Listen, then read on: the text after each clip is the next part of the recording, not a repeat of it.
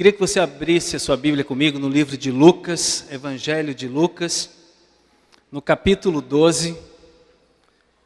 Nós vamos ler um texto. O tema da nossa palavra hoje, do nosso estudo, da nossa meditação é tomem cuidado com a ganância. Eu quase resolvi não subir, porque o Maurício leu um texto tão precioso, tão objetivo, tão direto acerca dessa questão, que eu falei, eita Deus, e agora? O que eu vou falar, né?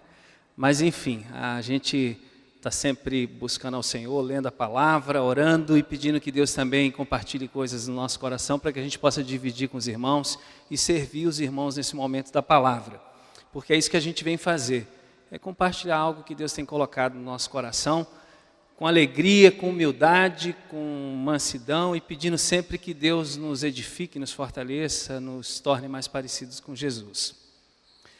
Maurício leu uma carta, parte de uma carta do apóstolo Paulo, escrita para Timóteo, um discípulo dele, e eu quero ler um texto que trata desse assunto também de alguma forma, que envolve recurso, finanças, riqueza, enfim, mas um texto de uma fala de Jesus. Então, Lucas capítulo 12, nós vamos ler do versículo 13 ao versículo 21.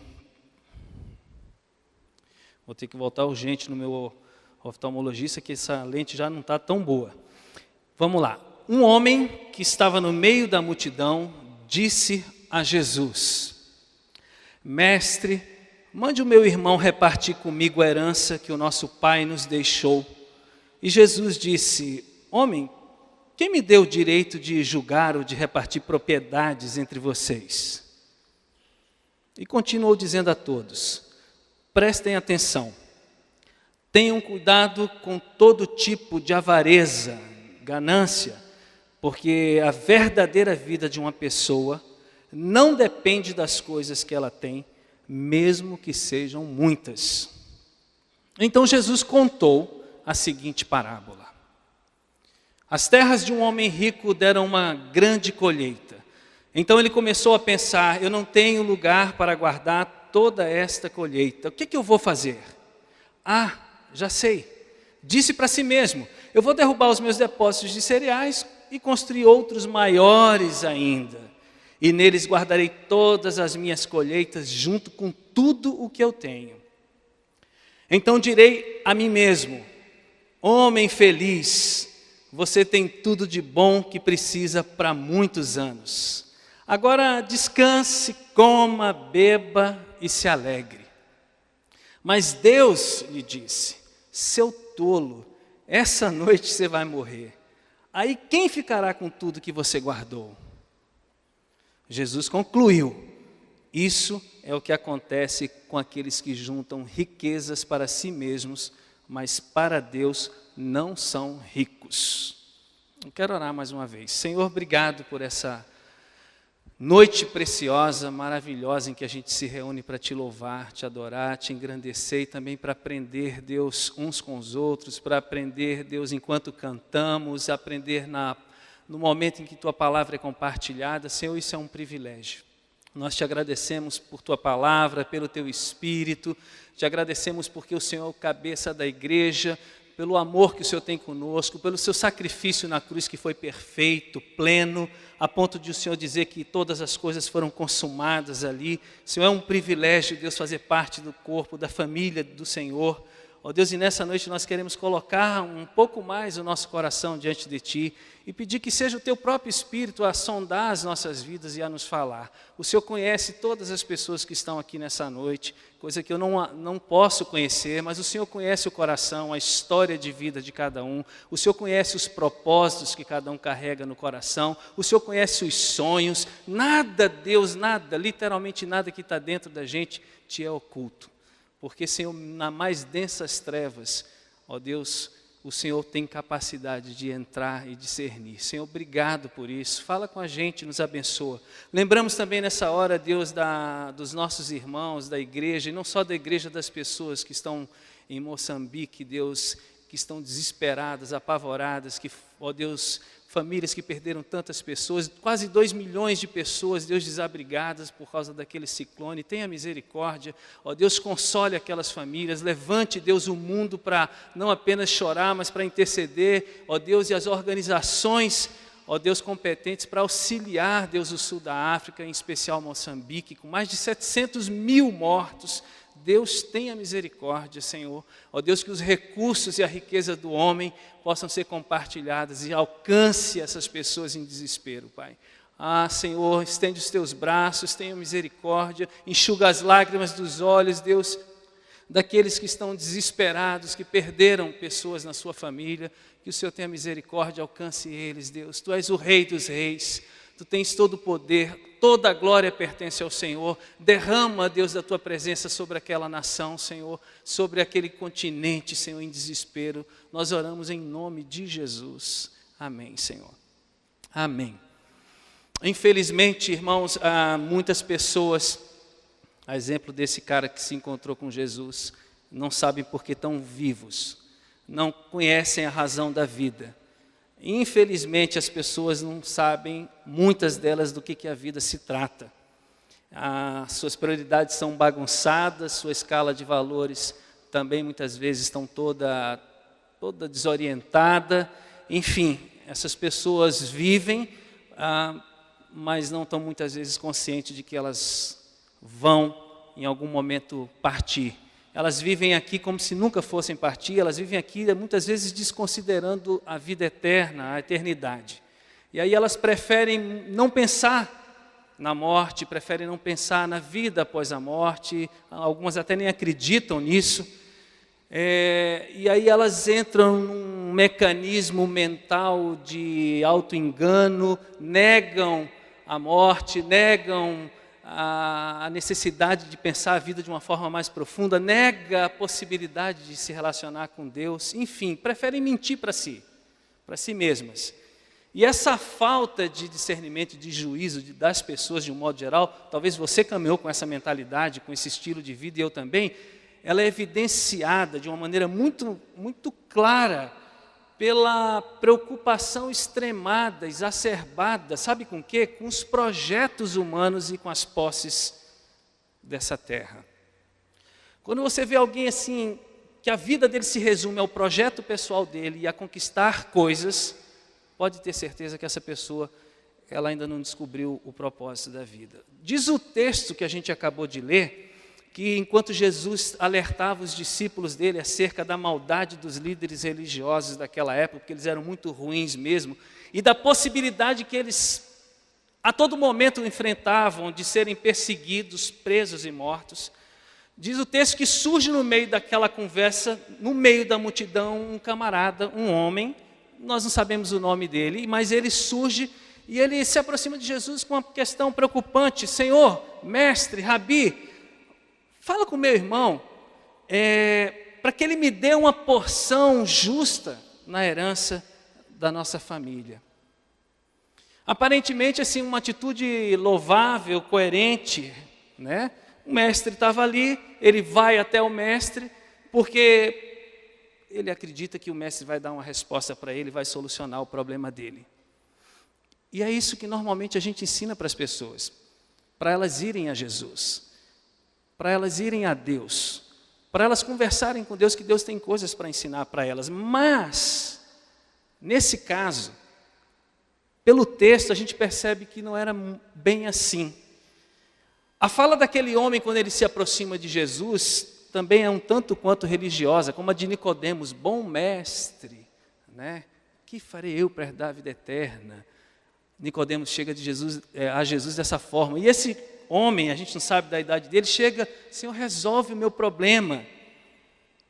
Mas a fala dele reflete um conhecimento teórico distante. Jesus era mestre, mas reflete uma ignorância acerca de quem Jesus era, do que Cristo veio fazer na terra, e também reflete que ele não compreendia que Jesus era capaz de sondar o coração dele. Aí Jesus fala para ele, depois dessa abordagem que ele faz, e diz assim: não respondendo à questão dele, na verdade. Diz, o que faz você pensar que eu devo ser juiz ou mediador entre você e seu irmão?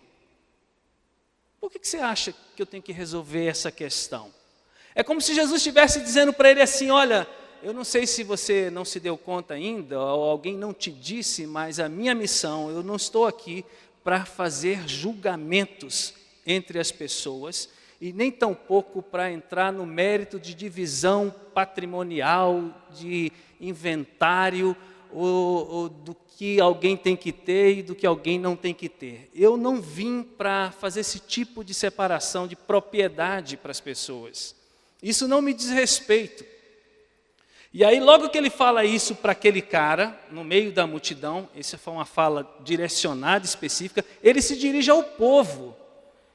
E aí a conversa não é mais com aquele cara somente, e nem só com os discípulos, com quem Jesus estava conversando. A conversa se torna para todos. E Jesus diz assim, vocês precisam se proteger de todo tipo de avareza ou de todo tipo de ganância, porque a vida não é definida pelas coisas que você tem. E tampouco consiste na quantidade dos seus bens. Essa é a fala de Jesus, que deixa o pessoal certamente... O que ele falou? Não foi essa a questão que o cara perguntou para ele. E aí, em seguida, logo que ele lança essa advertência para o povo, ele conta a parábola do rico sem juízo, que vai do versículo 16 ao 20 que a gente leu. E eu queria pensar com você algumas lições que a gente pode tirar desse encontro de Jesus com esse homem desconhecido, sem nome, pelo menos para a gente, e o que essa parábola que Jesus conta também pode trazer para a gente de entendimento, de algo precioso. E aí, meditando nessa passagem das Escrituras, eu pensei em 3 coisas importantes. A primeira lição que eu extraí desse papo rápido de Jesus com esse homem é que não basta que as pessoas se direcionem a Jesus. É preciso que elas se direcionem a Jesus com a motivação correta. Esse homem desconhecido, ele não estava de fato interessado em Deus. Porque a parábola que Jesus conta na sequência faz com que a gente deduza que ele, na verdade, era um cara que queria resolver um problema pessoal. E era um cara que estava mais focado em viver a vida de boa. Ele era um bom vivant, gostava das coisas boas da vida. Muito centrado nele próprio. E aí, na verdade, ele vai para Jesus, não porque ele quer Jesus, não porque ele se considera um pecador, não porque ele quer o reino de Deus, não porque Deus lhe parece a única saída, a opção de vida, ou a melhor pelo menos, mas ele vai para Jesus para sanar um problema familiar de ordem financeira.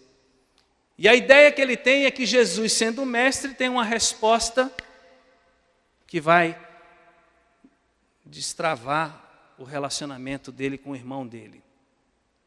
Ele acha que a demanda dele vai ser resolvida sem que ele e o irmão precisem sentar e conversar. Ele quer resolver o problema da herança sem se desgastar. Ele quer transferir o problema que cabe a ele encarar, enfrentar e resolver para o mestre. É o que muita gente faz nos nossos dias. Age da mesma forma. Faz o que quer, pensa o que quer, diz o que quer, age como quer, e depois quando o pepino chega, o abacaxi chega, o problema aparece, a vida se torna complicada, dura, difícil, frustrante, o que a pessoa faz? Ela foge do problema, ela tenta amenizar as consequências, ela tenta jogar as coisas para Deus. Ixi, agora o bicho pegou para o meu lado, então agora eu vou correr no colo de Deus. Será que Deus existe? Vamos ver se ele existe, porque se ele existe, ele vai resolver o meu problema. Mas é interessante que o arrependimento que é bom e que deveria ser a principal razão pela qual a gente procura Deus e a Jesus, não acontece. O arrependimento que é necessário não brota, não acontece na mente daquela pessoa, no coração dela, nas emoções dela. E é triste, na verdade, a gente olhar para as pessoas e ver que elas se achegam a Deus dessa forma, apenas com essa motivação, querendo usar Deus e Jesus como tábua de salvação ou como um cara que resolve problemas. O fato é que Jesus olha o coração daquele cara, mesmo que ele faz aquele questionamento, aquele pedido de ajuda, de auxílio, Jesus olha o coração dele e vê que o Deus dele era o próprio umbigo dele. O Deus dele era ele próprio, era o que ele queria viver.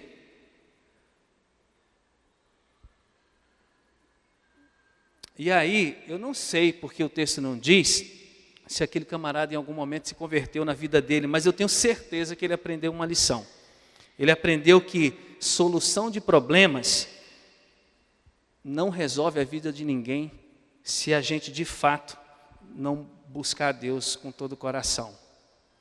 Talvez a gente resolva um problema, mas muitos outros continuarão acontecendo. Porque o grande problema que precisa ser solucionado na minha vida e na sua vida é essa entrega total, genuína, plena a Deus para que Ele controle a nossa vida. Então, solucionar problemas não funciona no sentido de que se você só for por essa razão, ou se as pessoas aí fora forem por essa razão para perto de Jesus, Jesus não está nesse mundo para isso. Para isso tem grandes profissionais no mundo que podem ajudar, em todas as áreas da sociedade. As pessoas precisam de Jesus não por causa dos problemas, elas precisam de Jesus por causa da salvação. Elas precisam de Jesus não apenas para serem melhores, elas precisam de Jesus para entrar no reino de Deus, para serem salvas e entrarem na eternidade e viverem eternamente com o Senhor.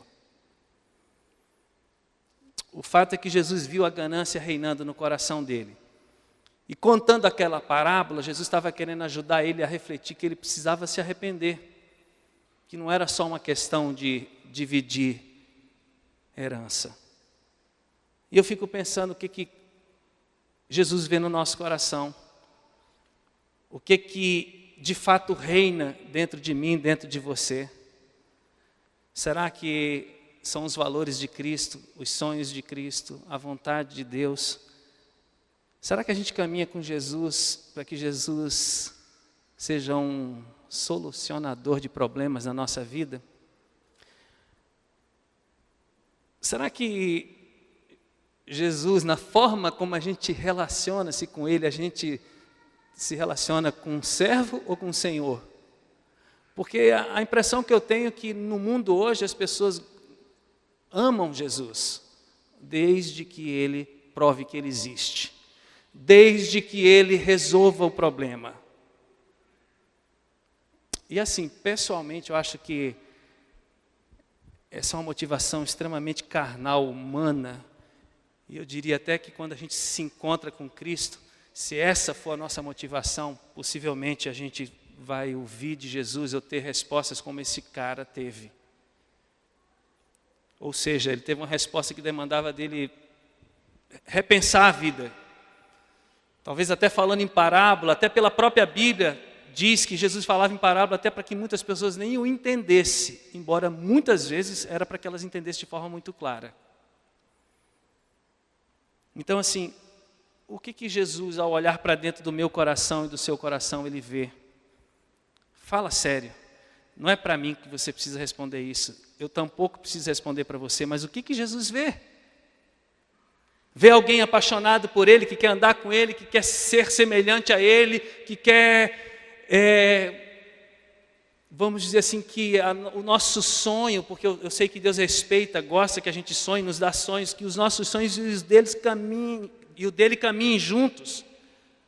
Ou a gente quer fazer a nossa vida de qualquer jeito mesmo, e quando a gente entrar num buraco, a gente vai ficar pedindo, Jesus me socorre, me ajuda aqui, e aí a gente vai viver dessa forma, vivendo um relacionamento utilitário com Deus, onde Deus não é Deus, Deus é servo. Eu penso que a maioria das pessoas age assim. Não estou falando daqui, eu estou falando de um modo geral.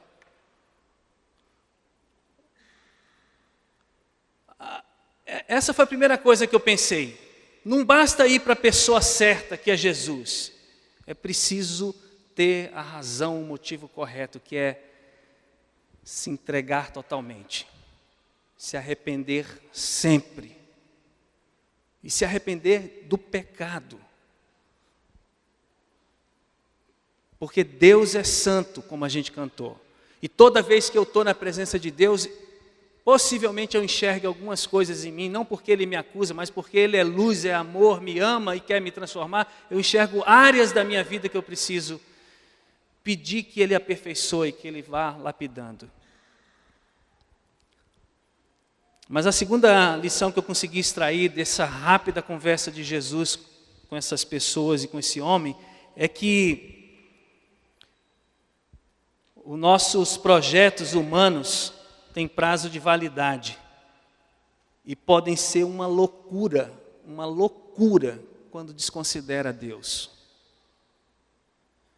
O projeto daquele cara, tanto da parábola contado por Jesus, do rico insensato, quanto daquele homem que se aproxima dele, era simplesmente estar seguro financeiramente.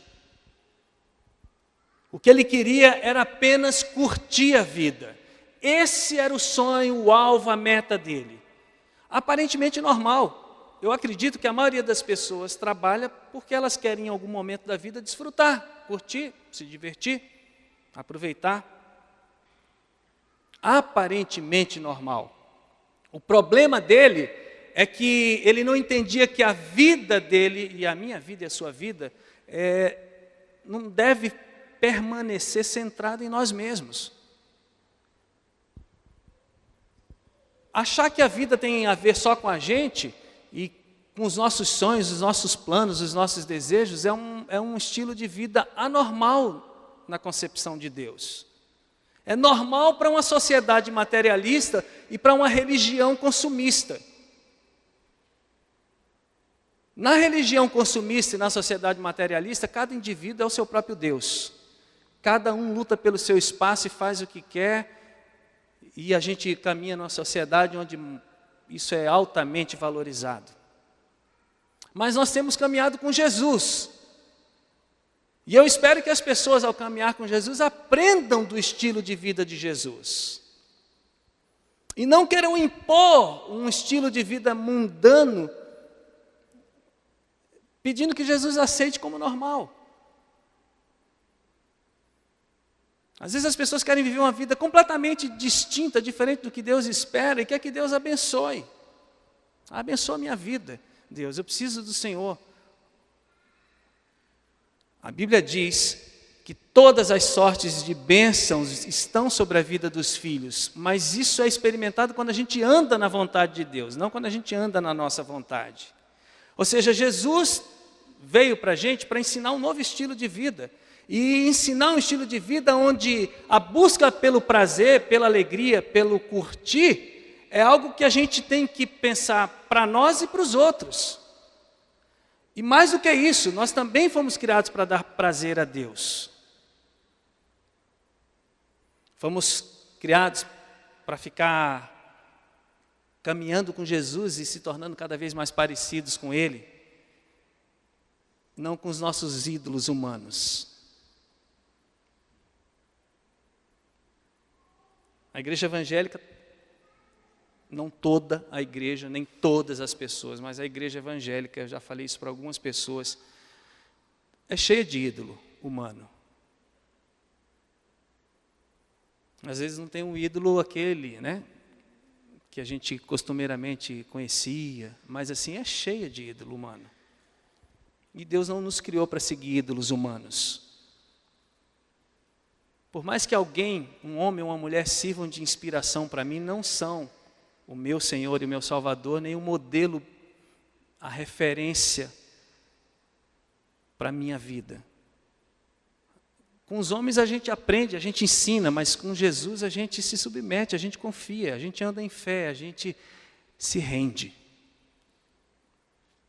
Deus nos fez para que a gente tivesse uma experiência comunitária, não para que a gente vivesse isolado, dentro de uma ilha com pouquíssimas pessoas do nosso circuito.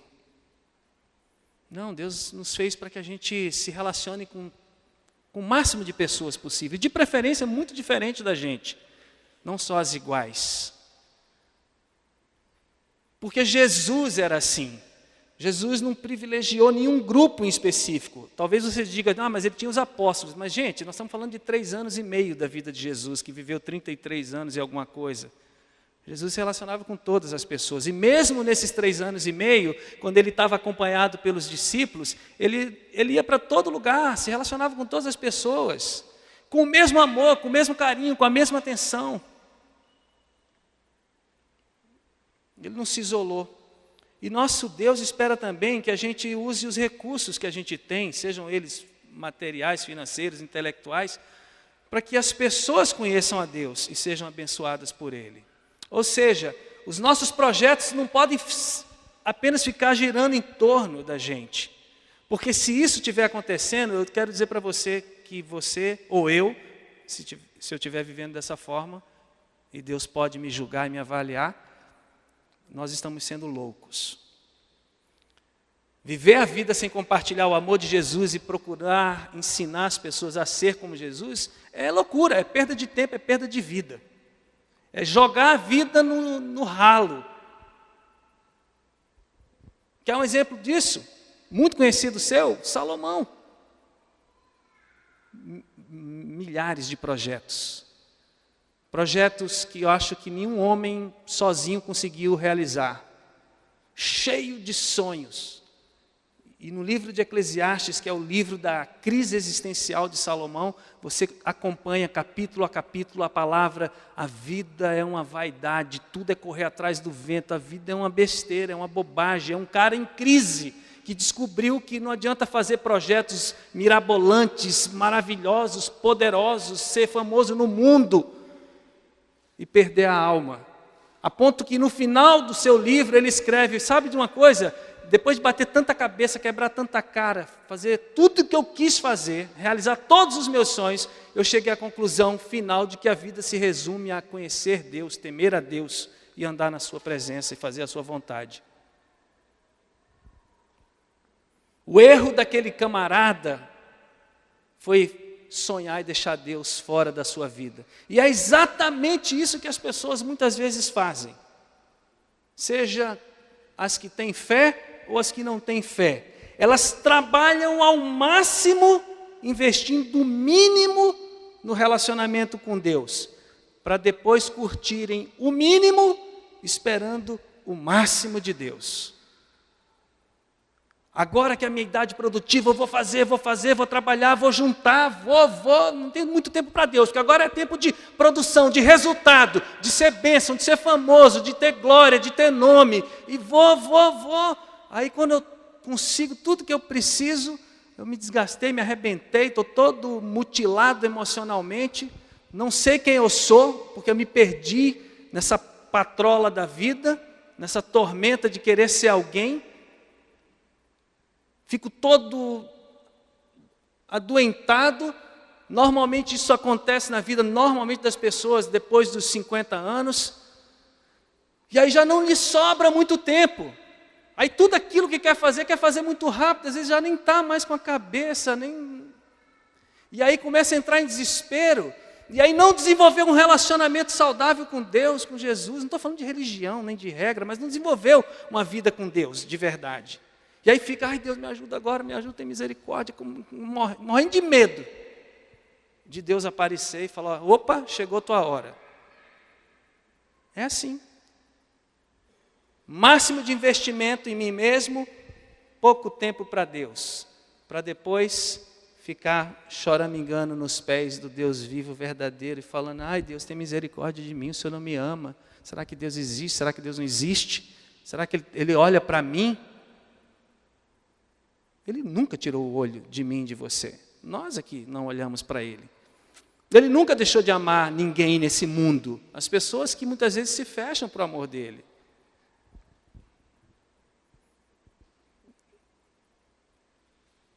Só olhar para cima, para as estrelas, para o universo, para a natureza, para os pássaros, para as plantas.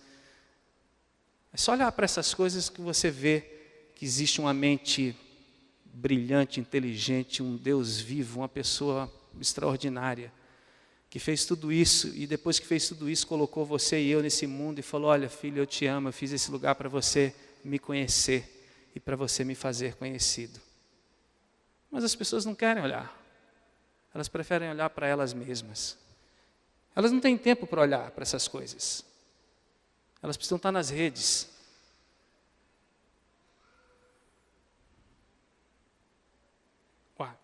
Dos versículos 17 a 20, veja se não é isso que eu estou dizendo que acontece com aquele cara. Na verdade, Jesus está contando essa parábola para tentar ensinar aquele homem.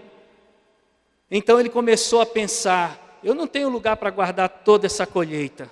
O que eu vou fazer? Uma pergunta boa, né? Se você vê essa passagem fora do contexto, parece uma mente de um cara estratégico. Nossa, como um cara inteligente, ele sabe o que ele quer fazer para ampliar o negócio dele. Ah, eu já sei o que eu vou fazer. Ele disse para ele mesmo, eu vou derrubar meus depósitos, vou construir outros maiores ainda, vou guardar todas as minhas colheitas, tudo que eu tenho, né? Porque ele devia ser colecionador de muita coisa.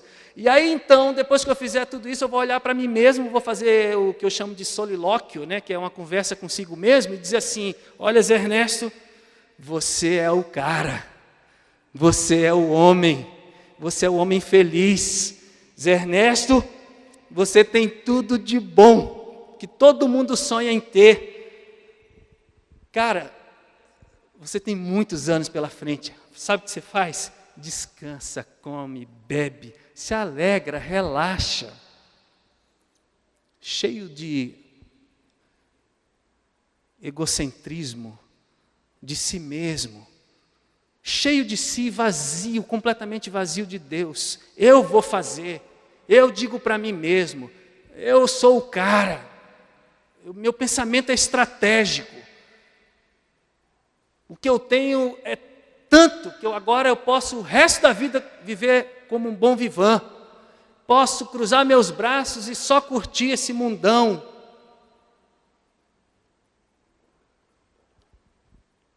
Aí ele ouve, Deus, você está louco, cara. Você está doido. Você estava achando que você ia fazer tudo isso mesmo, você estava achando que você era Deus. Você acreditou que você era Deus, que você podia ser como eu? Você vai morrer hoje, meu amigo. Para quem que você vai deixar essas coisas todas? Talvez essa seja a frase mais horrível para um materialista, para um egocêntrico, para um cara que usa Deus como tábua de salvação ou servo dos seus caprichos. Você morre, você vai morrer hoje. Isola, está amarrado em nome de Jesus. Lógico que alguém vai entrar em desespero. Não conhece Deus, não conhece a eternidade, não viveu a vida pensando em Deus, não tem temor, não sabe de nada. Irmãos, quem quer viver essa vida se esquecendo da eternidade, se encaixa exatamente nessa parábola. E ouviria certamente de Jesus isso, cara, você está fazendo uma loucura com a sua vida. Seu tempo aqui, por melhor que seja, por mais proveitoso que seja, por mais abençoado que seja, não é nada. Por que você tem tão pouco tempo e você quer viver aqui como se você não fosse sair daqui? Como se toda a vida se resumisse nesse tempo, que pode ser 5 anos para alguns, 10, 15, 20, 50, 110, 120. Não mais do que isso, 130. Nos nossos dias eu não vi ninguém chegar a 130, via 124, 126. Aí Jesus fala a frase célebre, cara, tem cuidado de todo tipo de avareza, de ganância, porque a verdadeira vida de uma pessoa não tem nada a ver com a quantidade de bens que ela tem, pode ser muito até.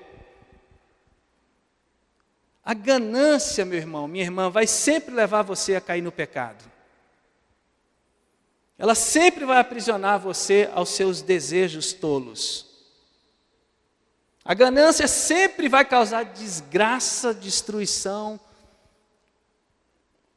E a ganância sempre vai afogar a sua alma. O ganancioso é aquele cara que entra na areia movediça ou cai num mar sem saber nadar. Ele vai se afogar. Ele vai se machucar. Ele vai se quebrar. Porque as pessoas se matam para atingir os seus sonhos e quando chegam lá não encontram o que de fato elas mais precisam. E aí é por isso que a ruína é grande. Porque a frustração vai ser proporcional ao distanciamento de Deus.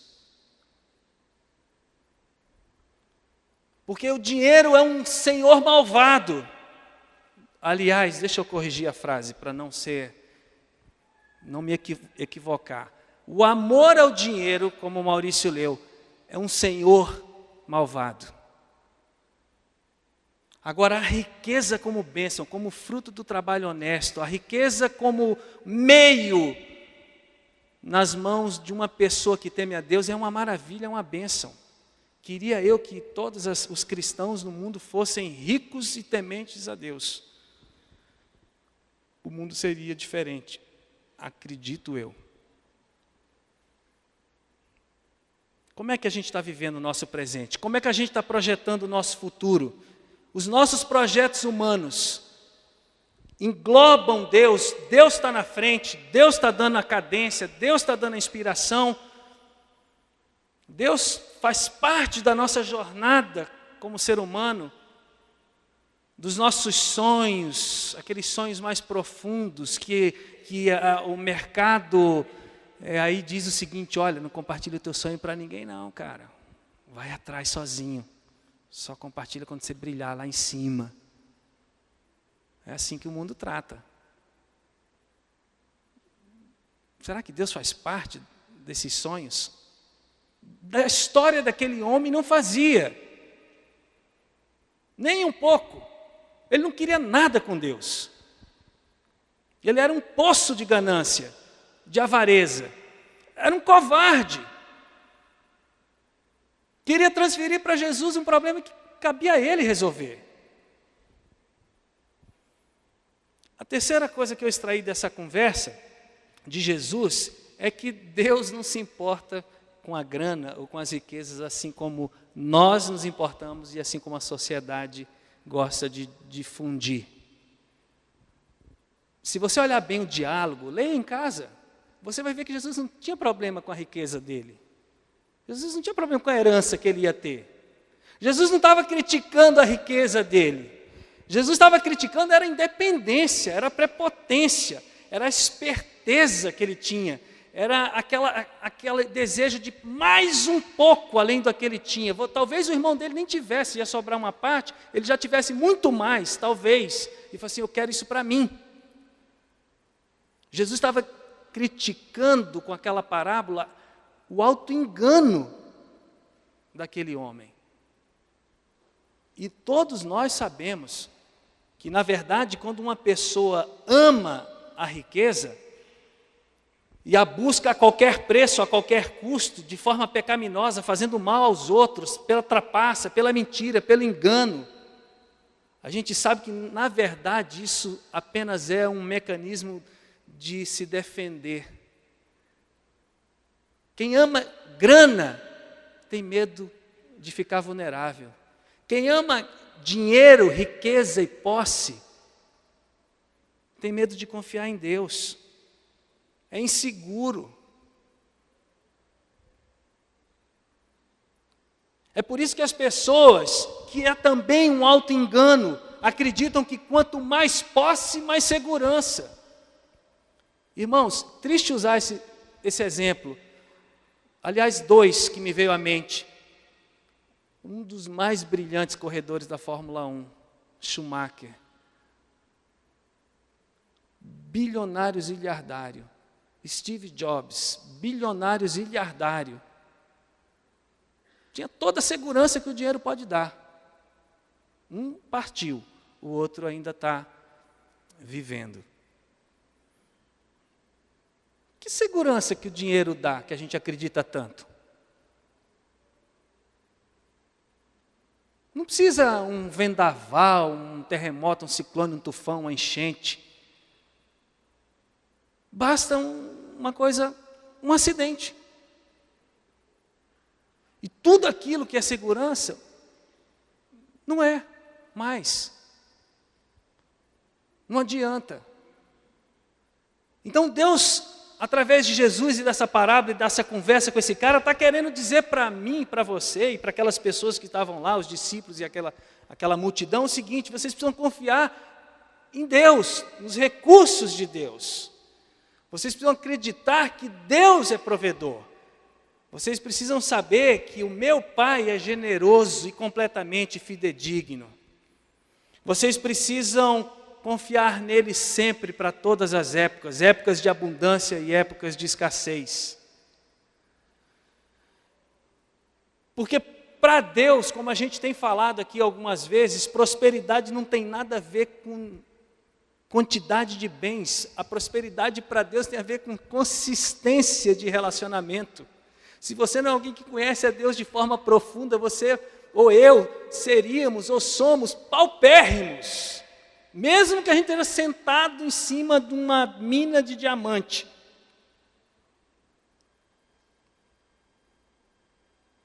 Prosperidade para Deus tem a ver com o que foi lido aqui em Timóteo 6, com contentamento, com aquilo que é necessário, é necessidade na sua vida e na minha vida, e que Deus já cuidou e já supriu.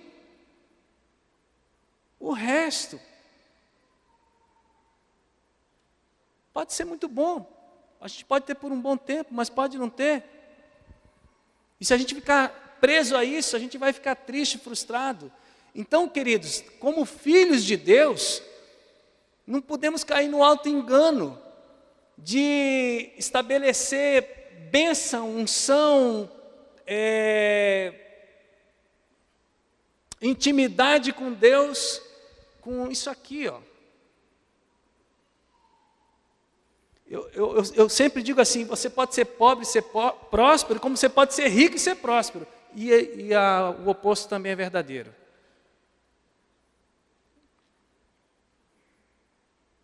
Existem, irmãos, eu estou terminando, muitas outras riquezas que inclusive esse homem não conhecia. A riqueza do arrependimento. Não tem nada melhor do que quando o Espírito Santo nos leva a perceber que nós estamos mentindo para nós mesmos, ou nos auto-enganando, ou nos achando acima do que somos. E a gente cai em si e fala: meu Deus, o que eu estou fazendo com a minha vida? Tem misericórdia, me ajuda, Senhor, me perdoa. Quando a gente se arrepende, porque a gente reconhece o nosso pecado.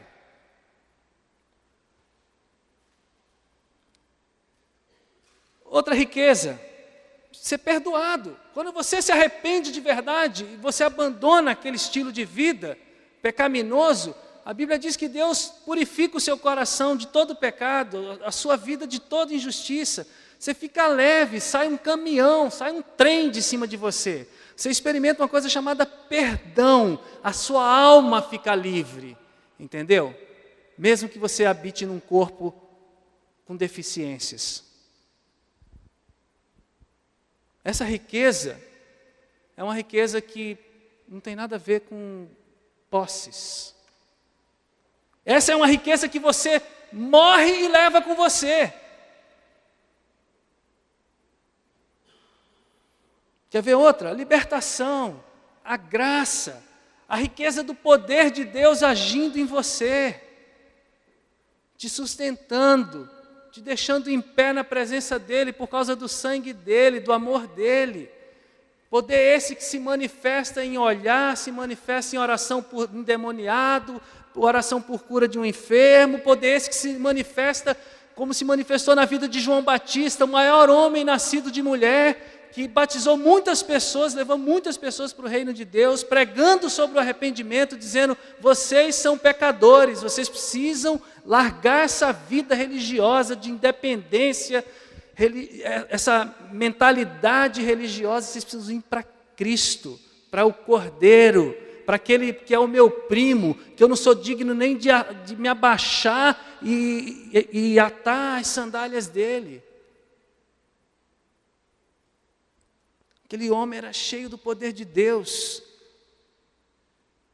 era tão poderoso na presença de Deus que deu a vida dele pelo Evangelho. pela verdade. Quem disse que ele foi o maior homem nascido de mulher não fui eu, não foi Paulo, não foi Moisés, não foi Pedro, foi Jesus. E ele era grande para Deus, era o maior homem nascido de mulher, mas era o menor no reino do céu, comparado com alguém que já estava lá. Também está na Bíblia, é só ler. O maior homem da terra, o mais santo, comparado com o menorzinho que está no céu, já não dá para comparar. Mas por que Jesus disse que ele era esse homem? Porque ele era um cara que vivia a verdade. João Batista não era performático. João Batista era o que ele era. No jeito de vestir, no jeito de falar, era ele. Foi cheio no ventre, quando foi visitado pela sua tia que carregava Jesus. Um homem cheio da riqueza de Deus. Riqueza de conhecimento, riqueza de sabedoria. Essas riquezas, irmãos, nos faz prósperos. Tem tanta riqueza que a gente pode, a nossa vocação, o nosso chamado. Portanto, concluindo, a gente tem que tomar cuidado com a nossa vida e com o nosso coração. Porque é muito fácil a gente se contaminar com o que está aí no mercado sendo oferecido, como solução de problemas. Como atalhos para você ser um homem de Deus e uma mulher de Deus. Não tem atalhos, irmãos. Tem é cruz. Tem é renúncia, como a gente cantou. Renunciar o que é do mundo, o que é sujo, o que é pecaminoso, o que é errado. Viver para Deus e ser bênção nesse mundo, ser luz, ser sal, mas renunciar ao que é nojento. Não tem atalho. A santificação é uma só. É pelo sangue de Jesus, é pela confissão do pecado, é pela obediência a Cristo.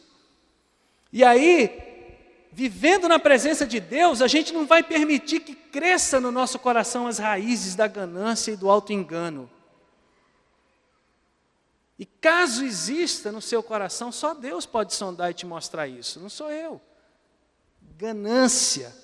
Projetos onde Deus está ali do cantinho. Você só vai puxar a carta de Deus quando a coisa não der certo. Se essas coisas estão no seu caminhar, no seu dia a dia, na sua história, aí sim eu digo para você que talvez Deus esteja falando com você para dizer assim, olha, se arrependa, isso é pecado, isso é desagradável a Deus. Não deixe que isso crie raízes e contamine a sua vida, porque vai acontecer aquilo que foi lido. Vai cair nas armadilhas, vai se destruir. O que é importante? É importante a gente ficar pronto. Pronto para quê? Pronto para viver a vida hoje e amanhã, da forma como a gente tem que viver, numa intimidade com Deus, não numa religiosidade, viver de forma correta, agradando ao Senhor, e pronto porque a qualquer momento Ele vem. Mesmo que você tenha muitos sonhos para fazer.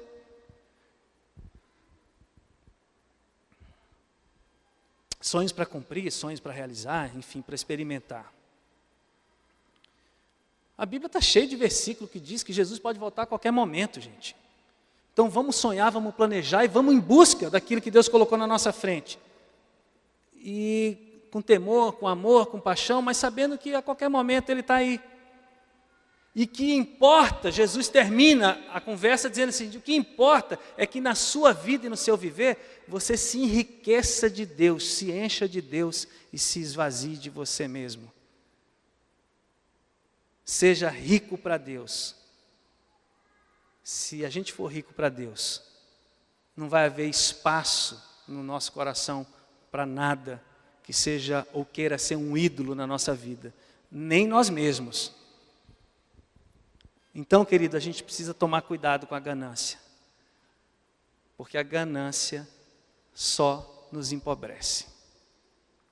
Fala a pessoa que está do seu lado assim, a ganância nos empobrece. Mas Jesus é a nossa maior riqueza. Amém? Jesus é a grande riqueza da gente. E Ele está aqui te abençoando, falando com você. E quando Jesus tem essa conversa, eu fico assim feliz, porque Ele na verdade está nos protegendo. Por isso que ele fala, protejam-se, porque esse é um negócio que vai vir sobre vocês, e vem mesmo. Protejam-se, eu amo vocês, vocês não precisam disso. Se você continuar lendo o livro de Lucas, na parte subsequente, Jesus vai tratar daquele assunto, busca o meu reino em primeiro lugar, fica tranquilo se você tem o que comer, o que vestir. Eu cuido de você, ninguém se vestiu como os lírios do campo, ninguém come tão bem como os passarinhos. Ele vai usar isso aí, ele vai continuar a conversa. Jesus é bom demais, ele deixou tudo isso para que a gente não caia no auto-engano, e lá na frente a gente entra na crise de Salomão, na síndrome de Salomão. Correu, ou nadou, para quase morrer na beira da praia, se não fosse a misericórdia de Deus. Que você seja muito rico de Deus, e que você possa ter muitas posses, muitos bens, que Deus te abençoe, que você vá muito bem na sua vida, mas que a sua maior riqueza seja Jesus, e que o resto venha a reboque, não para dizer que você é uma bênção, para dizer que você trabalhou e você colheu os frutos do seu trabalho, porque Deus abençoa o pobre e o rico, Ele não faz essa distinção, amém?